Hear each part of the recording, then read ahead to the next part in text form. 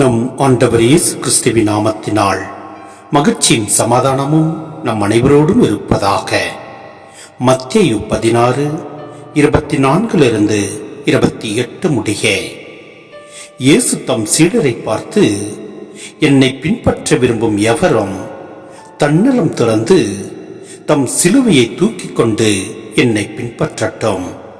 ஏனெனில் தம் உயிரை காத்துக்கொள்ள விரும்பும் எவரும் அதை இழந்து விடுவர். மாறாக என் பொருட்டு தம்மையே அழித்துக் கொள்கிற எவரும் வாழ்வடைவர். மனிதர் உலகம் முழுவதையும் ஆதாயமாக்கிக் கொண்டாலும் தம் வாழ்வையே இழப்பாரெனில் அவருக்கு கிடைக்கும் பயன் என்ன? அவர் தம் வாழ்வுக்கு ஈடாக எதை கொடுப்பார்? மானிட மகன் தம் தந்தையின் மாட்சியோடு தம் வானத்துதருடன் வரப்போகிறார்.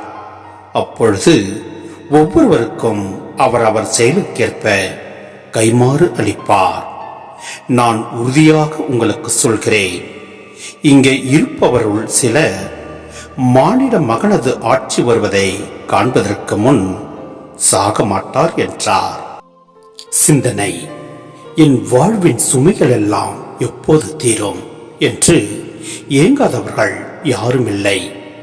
குடும்பம், பிள்ளைகள், படிப்பு, தொழில், எதிர்காலம், இது போன்ற எத்தனையோ சுமைகளோடு தினம் தினம் போராடுகிறோம். என்று தீரும் இந்த சுமை? எப்போது சுமைகள் சுகமாய் மாறும் என்ற நம் தவிப்புகளுக்கு மத்தியில் இயேசுவின் சிலுவையை நாம் சிந்திப்போம்.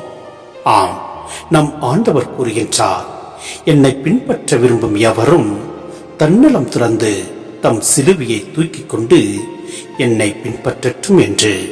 ஆம், தன் வாழ்வில் ஏற்படுகின்ற சுமைகளை நாம் சுமப்போம். நம் ஆண்டவரோடு நாம் பயணிப்போம். எல்லாம் வல்ல இறைவன் நம்மை நிறைவாய் ஆசீர்வதிப்பார். ஆமேன்.